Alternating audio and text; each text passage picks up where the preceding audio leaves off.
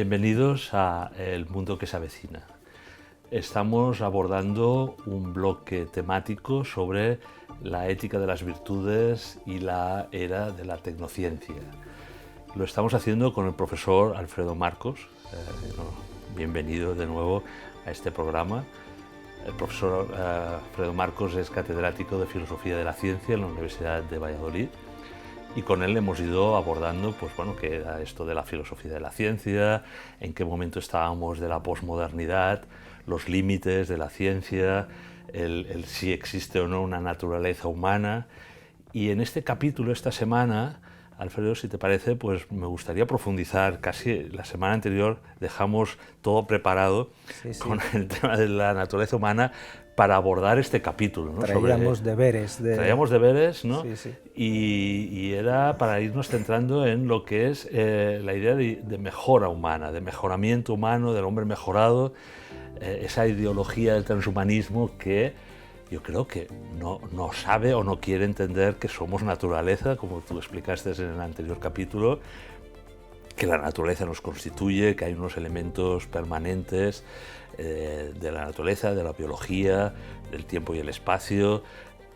Y en cambio el transhumanismo, el poshumanismo como ideología, filosofía, nos está diciendo todo lo contrario, ¿no? Que tenemos que transgredir los límites de la biología, de la condición humana, que esto de la naturaleza humana nos lo hemos inventado desde el humanismo, citaste en el Renacimiento a Pico de Amendola, hasta el cristianismo, la idea de humanismo cristiano, pero que estamos ya en un momento de la posmodernidad o hipermodernidad en la cual deberíamos abandonar, dicen ellos, ese concepto tan perenne o tan estable que nos constituye, como tú bien dijiste la semana pasada, de la condición humana, del ser humano en cuanto a sí, y tenemos que ir hacia otra cosa, ¿no? Y que eso nos lo va a permitir las nuevas tecnologías, las biotecnologías, ¿no? Bien, vamos acertados con el tema de que es el transhumanismo donde pone el punto de mira es precisamente en la condición humana. En la cuestión, sí, de la naturaleza humana y en parte es lo que nos ha obligado a volver a pensar sobre la condición o la naturaleza humana. Y lo que pasa es que yo al transhumanismo cada vez soy menos partidario de prestarle atención, en el siguiente sentido. Tenemos un colega filósofo argentino que se llama Mariano Asla, que ha escrito un artículo acerca de qué es el transhumanismo. ¿Es una ciencia? ¿Es una filosofía? Bueno, parece que no es una ciencia, no es exactamente una filosofía, y más bien lo que es una moda ideológica, el transhumanismo. Lo que sucede es que bueno, pues ha tenido un gran éxito mediático y retórico y se ha instalado en el debate académico de un modo muy eficaz.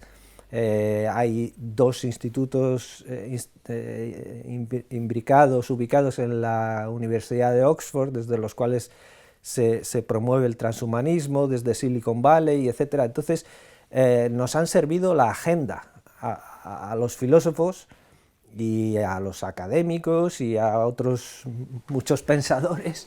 Nos han servido la agenda ya parece que para mucho tiempo, ¿no? Tenemos que discutir y hablar sobre el transhumanismo. Y lo primero que tenemos que hacer, yo me he encontrado muchas veces en las clases que lo primero que tengo que hacer es describirlo, explicarlo, qué es el transhumanismo. Y entonces casi haces el trabajo. Exacto, vosotros, los filósofos, exacto, que no estáis de acuerdo con el transhumanismo, exacto, porque no es un corpus, no es un cuerpo filosófico homogéneo. Eso es lo que quería decir, es que me encuentro haciendo el trabajo de los transhumanistas. A lo mejor ya les interesa, ¿no? Explíquelo usted si le parece tan bien, ¿no? Pero yo, si quiero criticarlo, primero tengo que explicarlo. Y entonces nos vemos en esa, cuando no es exactamente una filosofía y desde luego no es una ciencia, sino, yo estoy de acuerdo con Mariano Asla, que es más bien una ideología. Y una ideología además que se ha puesto de moda. Karl Popper decía, si hay algo que detesto son las modas intelectuales. Entonces, de repente todo el mundo tenemos que ponernos a hablar sobre transhumanismo. Claro, el transhumanismo en principio lo que dice pretender es la mejora humana. Pero esto significa hacer a partir del ser humano un ser mejor que lo humano. ¿Qué es eso de ser mejor? Alfredo, ¿qué es ser mejor? Sí, ese es el problema. Es que si tú haces algo distinto de lo humano, te has quedado sin los criterios de valoración que te proporciona la propia naturaleza humana. Es decir, si nosotros somos animales, podemos considerar que estamos mejor si comemos mejor, si estamos nutridos, si estamos sanos, si no padecemos enfermedades. Es la naturaleza humana la que nos da una clave normativa para saber cuándo estamos mejor. Por ejemplo, un médico que quiera mejorar a su paciente, le mide la temperatura, la fiebre, y dice, bueno, tiene 39 grados de fiebre. Entonces le doy un antipirético y tal, y ha mejorado. Es decir, ha vuelto a una temperatura a la normalidad.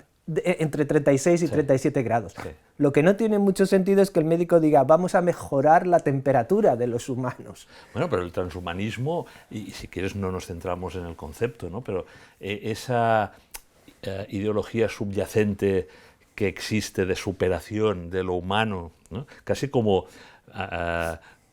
decepción de hasta ahora los humanismos, ¿no? Es decir, el humanismo no nos ha resuelto, pues, que evitemos 2 guerras mundiales, que continuemos batallando y casi estemos a punto de una tercera, de que no sepamos resolver los temas a pesar de la educación, a pesar de la cultura, como humanos, y la tecnología nos salvará.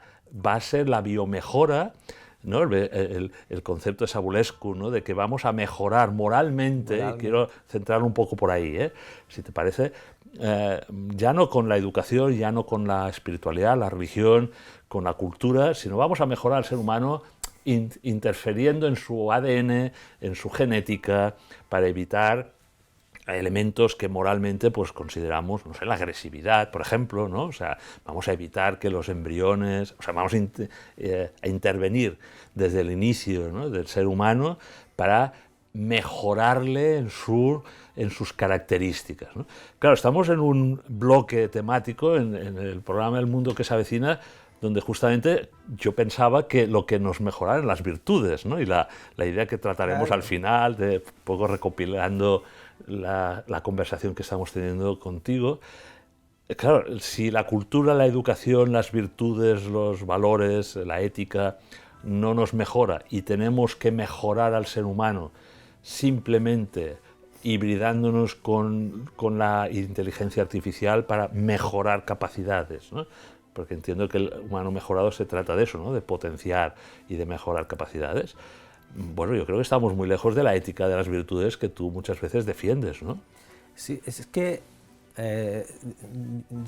si quieres, podemos proponer una especie de transacción. Venga. En lugar de hablar de mejora humana, sí, o de mejorar lo humano, o de hacer con los humanos algo mejor que los humanos, vamos a hablar de mejorar la vida humana. Entonces, ahí sí que tiene una función la tecnología. Sí que tiene una función la biotecnología. Es decir, mi posición desde luego no es una posición de rechazo de las tecnologías, no, claro, ni de las biotecnologías, ni siquiera de las antropotecnias, es decir, las tecnologías aplicadas... Esa es una palabra que creo que las personas que nos han seguido a lo mejor necesitan definir, antropotecnia. Claro. ¿Qué es eso? Es que podemos hablar de lo técnico, sí, pero lo técnico, este campo semántico tan sí, grande, incluye muchas cosas. Las técnicas tradicionales, la alfarería, sí, tal, sí, pero también las tecnologías, en las cuales ya hay una mezcla de ciencia y técnica, también las tecnociencias, sí, donde esa mezcla ya es muy íntima, es casi una simbiosis, y cuando las tecnociencias, las tecnologías se vuelcan sobre el ser vivo, cuando lo que modifican no es cualquier parte de la naturaleza, sino concretamente los seres vivos. Humanos. No, vivos primero, general. Hablamos de biotecnologías. Bien. Y un paso más son antropotecnologías. Es decir, son tecnologías aplicadas al ser humano, entendido, que es en lo que se basa el transhumanismo. Es decir, si tenemos biotecnologías para modificar el genoma, para editarlo, ese genoma puede ser el de un mamífero, el de una bacteria, el de una planta o el de un ser humano. Claro, pero es un salto cualitativo. Claro, entonces estamos hablando ya de un tipo específico de biotecnología, son antropotecnias. Correcto. O antropotecnologías, pero Bien. ya la palabra es muy larga. Bien, ahora hemos entendido el concepto. Eso es, que no tienen por qué ser solo bio, pueden ser también info. Claro, porque tenemos la inteligencia artificial, Claro. Tenemos todo el tema Entonces, que trataremos en el próximo programa. Podemos aplicar al ser humano tecnologías bio, modificando su genética, Sí, sus neurotransmisores, o tecnologías info, conectándolo a Internet, inteligencia artificial, etc. Bien. Tenemos esas dos grandes vías de hacer antropotecnia, modificar técnicamente al ser humano por la vía bio o por la vía info. Correcto. Vale. Y a mí no me parece mal, es decir, se puede hacer y en algunos casos incluso creo que se debe hacer. Por ejemplo, pues, si una persona tiene una enfermedad o pierde un miembro, se le puede poner una prótesis biónica que funcione bien, Bienvenido. Perfecto, bienvenido. Entonces, no hay una posición, al menos por mi parte, contraria a las antropotecnias. Sí la hay en la medida en que con esas antropotecnias se pretenda hacer algo mejor que lo humano. Personas sanas que quieran aumentar capacidades para ser superhombres. Claro, ¿No? Algo así. yo creo que deberían aplicarse a la mejora de la vida humana, no a la mejora de los humanos. Pero pon un ejemplo. ¿Qué es mejorar la vida humana? Bueno, mejorar la vida humana es conseguir que una persona que no puede caminar, camine, Sí, por ejemplo. pero en el ejemplo que te ponía antes de interferir en el embrión para eliminar la depresión o para eliminar la agresividad que, bueno, genéticamente a lo mejor aquella familia, pues bueno, han sido, yo qué sé, ha tenido ahí algún asesino en serie y que tememos que se pueda genéticamente reproducir. Eso es, entonces, ¿mejora o no? Aquí estás poniendo sobre la mesa una cuestión muy compleja. Por un lado, tendríamos que aceptar una especie de determinismo genético para entrar en ello. Bien. Es decir, la agresividad es una conducta complejísima que depende de aspectos sociales, biográficos y de muchos genes. No solo entonces, la idea de que tocando un gen podemos modificar algo tan complejo como una conducta agresiva, pues es una idea que depende de una concepción determinista de la genética que estamos abandonando.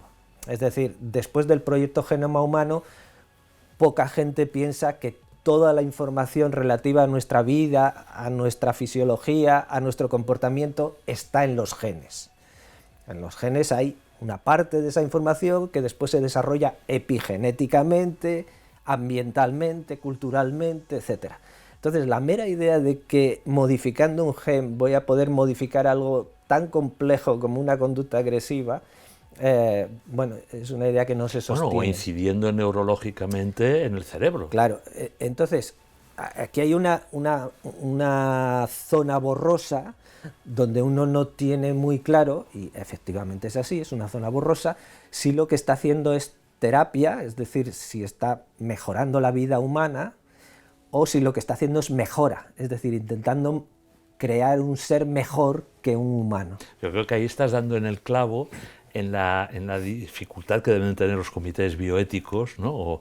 o éticos en este momento. Yo un poco por personas colegas tuyos, ¿no? Elena Postigo, etcétera, profesores de universidad que formáis parte, tú también, ¿no? de comités bioéticos, en donde parece que la frontera entre lo que hasta ahora era muy claro que era curar, terapia, ¿no? medicina curativa, vamos a curar una enfermedad, respecto a la terapia y la terapia de mejora. Por ejemplo, yo puedo tener una discapacidad y esa mejora por una prótesis darme una sobrecapacidad, es decir, yo puedo ser un atleta que he perdido mis piernas y tener que competir en los Paralímpicos, pero a lo mejor me ponen unas piernas biónicas y ya tengo unas capacidades superiores físicas a los olímpicos incluso, ¿no? Tengo que ir a los supraolímpicos. Bueno, este ejemplo que a veces me resulta fácil, no debe de ser nada fácil cuando se trata de esas intervenciones en las cuales lo que tú has dicho, ¿no? Terapia y mejora, las fronteras, los límites que comentábamos también el otro día, son difíciles, ¿no? Nick Bostrom, colega tuyo, aunque desde otra perspectiva filosófica, ¿no? Filósofo en Oxford, claro, cuando define el transhumanismo, esa corriente que tú encuadrabas casi en una ideología, un movimiento, claro, dice, bueno, el deber moral, no sé, de unos padres o de nosotros mismos, a que si esa tecnología está disponible, si la ciencia permite determinadas mejoras, no solo para curar ni solo para resolver una discapacidad, sino, ¿por qué no?, para ampliar, para ser un ser humano potenciado, que tenemos un deber moral. Eso es lo que, bueno, los pioneros, digamos, de esa filosofía están planteando. ¿Tú lo ves así, como una obligación moral? Mira, yo estoy de acuerdo en que hay una zona borrosa, pero aquí la perspectiva de algunos filósofos nos puede ayudar. Por ejemplo, yo recuerdo siempre cuando se llega a este punto un texto de Søren Kierkegaard que dice que así como no hay ninguna moneda, por pequeña que sea, que no lleve la imagen del César, no hay ningún ser humano que no lleve la imagen de Dios. Es decir, a un ser humano no se le puede añadir valor. Se le puede añadir valor a una mesa o a un automóvil a base de ponerle un segundo motor o qué sé yo qué, o un filtro o lo que sea. Pero a un ser humano no se le puede añadir valor, en el sentido de que el valor de un ser humano es ya, desde el principio, un valor absoluto que llamamos dignidad, junto con Kant. Entonces, la idea de que a base de poner prótesis o qué sé yo qué podemos añadir valor, hacer mejor a un ser humano, es una idea que no tiene sentido. Es decir, el valor de un ser humano, de todos los seres humanos, de cada uno de los seres humanos, desde su concepción hasta su muerte, es un valor ya infinito, absoluto, que llamamos dignidad. Es decir, ninguno de los seres humanos carece de la imagen de Dios, está hecho a imagen y semejanza de Dios. En ese sentido, no hay forma de mejorar lo humano, Claro. Pero sí hay forma de mejorar la vida humana. Y mejorar la vida humana significa no hacerla distinta de lo humano, sino hacerla propiamente humana. ¿Más humana? Más humana. Bien. Y en este sentido estoy utilizando una expresión técnica, que es la expresión de Hans Jonas, hacer la vida humana más propiamente humana, más auténticamente humana. Lo cual quiere decir que la vida humana sea una vida en la cual cada uno sea capaz de autoatribuirse deberes. Es decir, sea capaz de una vida moral, sea capaz de tomar decisiones, sea capaz de atenerse a su criterio del bien y del mal. Y ahí es donde tú tenga libertad. ¿Interfieres el tema de las virtudes? Sí, por supuesto, y sea capaz de desarrollar virtudes. Ahora, si la vida humana la condicionamos desde fuera, la ponemos bajo los criterios de aquellos que hacen las modificaciones, entonces estamos restando autonomía al sujeto, le estamos restando libertad, le estamos privando de su condición humana, estamos haciendo una vida de ese ser, estamos haciendo que ese ser tenga una vida menos propiamente humana. Es decir, Hans Jonas lo que dice es que nuestra responsabilidad para con futuras generaciones es una responsabilidad para con la libertad, para con la capacidad de decisión. Y Habermas, por ejemplo, nos dice que si nosotros intervenimos genéticamente a fondo, eligiendo todos los rasgos de nuestros hijos, esos hijos no serían ya de la naturaleza, no tendrían una conexión con el mundo, no tendrían una conexión con Dios para quien sea creyente, sino que serían directamente artefactos de quien los ha producido. Y por lo tanto podrían reclamar cualquier tipo de responsabilidades a aquel que los ha producido y que les ha privado de esa conexión con la realidad, con el mundo, con Dios, con el ser, como se quiera decir. Que les ha privado de su condición humana, digamos, que los ha diseñado a su imagen y semejanza, pero fíjate que y según sus criterios. Claro, sí, pero fíjate que cuando siempre decimos, bueno, es la vieja tentación del seréis como dioses, ¿no? El querer sustituir al Creador, que nos ha hecho, como tú comentas, ¿no? De una determinada, tenemos el sello del Creador, ¿no? Cada uno de los seres humanos a lo largo de toda la historia humana. Precisamente la tentación de este movimiento es constituirse en creador con minúscula, ¿no? de una nueva especie, y lo dicen, yo creo, con toda la claridad, a pesar de que a lo mejor no tiene un fundamento ni científico ni filosófico, pero de marketing y de ilusión optimista, ¿no?, para superar esa visión humanista que hemos desarrollado a lo largo de los siglos, ¿no?, y vender humo, pero también, dicen ellos, ¿no?, esperanza, dicen ellos, ¿no?, en el futuro del ser humano, es, bueno, y abandonar un poco precisamente ese sello, ese determinismo de la naturaleza, incluso de Dios, ¿no?, constituirnos nosotros en el Creador y hacer, pues, esos experimentos, ¿no? Frankenstein ya era un ejemplo, pero podemos tener otros, ¿no?, en los cuales muchos vemos, como tú bien dices, el fracaso, porque nos deshumanizamos, porque nos desconectamos de esa precisión de lo humano, de la condición, ¿no? Pero eso está calando. O sea, ¿por qué cala esa idea de que podemos superar precisamente esos límites? Porque no se queda en un buen guión de película esto, y en cambio, como tú has dicho, os condiciona el debate filosófico, hay mucho dinero detrás para desarrollar esos cambios genéticos que produzcan una mejora en el ser humano. ¿Por qué?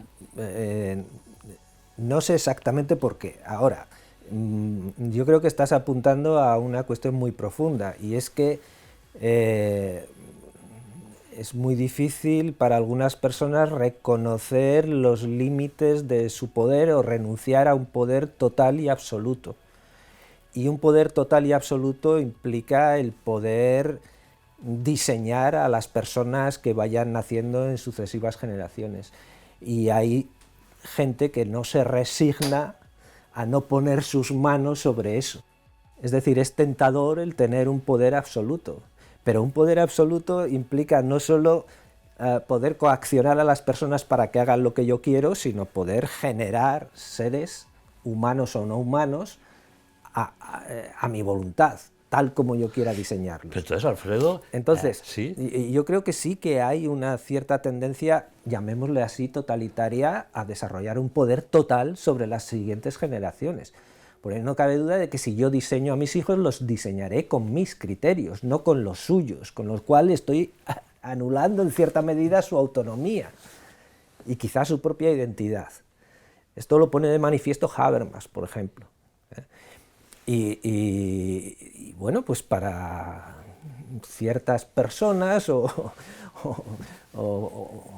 fuerzas grupos o instituciones o grupos, poder, ¿no?, parece que el limitar su propio poder les resulta sumamente doloroso. Por tanto, es muy serio esto. Es decir, claro que es un debate entre filósofos de la ciencia como tú, entre científicos, pero bueno, muchas veces me has escuchado decir que es un debate de la sociedad. Estamos hablando de la libertad, ¿no? Estamos hablando, como tú comentas, de un biopoder, de un poder que quiere diseñar a las futuras generaciones a su imagen y semejanza para hacerlos seguramente, pues, más manipulables, más domesticables, ¿no? Todo eso que parece un poco conspiranoico, bueno, yo creo que apuntas tú a que estamos jugándonos con la libertad y la dignidad humana, que es lo que has dicho que además condiciona. es mucho más estático y es mucho más antievolucionista y que mucho más conservador. Sí, porque quedan congelados los valores en los de una generación, que son la generación que diseña a la siguiente. Claro. Y por cierto, no sé si todavía tenemos... Sí, un minuto creo. Un minuto para que no, digamos, que no se nos escape una derivada de esta cuestión. Y es que hay unos elementos filosóficos de fondo en el transhumanismo que probablemente ni los propios transhumanistas son conscientes de ellos. Y son elementos filosóficos que tienen que ver con el dualismo, incluso con el gnosticismo. Es decir, la idea de que el ser humano cada uno de nosotros somos dos cosas. Un cuerpo defectuoso, enfermo, etcétera, y una especie de mente que podríamos hacer migrar a la nube informática, ¿no? Bueno, esa concepción antropológica es ingenua, elemental y probablemente errónea. Y sin embargo el transhumanismo la da por supuesta. Es decir, da por supuesto que cada ser humano, cada persona, bueno, el término persona ya es una exageración aquí, son dos cosas.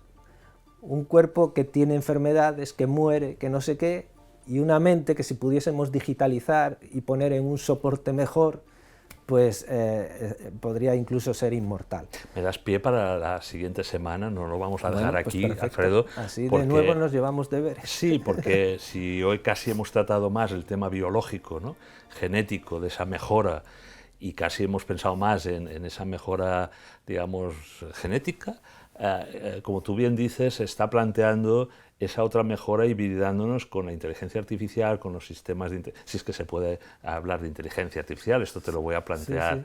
la próxima semana, y de esa migración, como tú dices, de la mente hacia otro soporte, ¿no?, digital, holográfico, vete tú a saber, ¿no?, y incluso alcanzando una cierta inmortalidad, ¿no?, la famosa inmortalidad cibernética.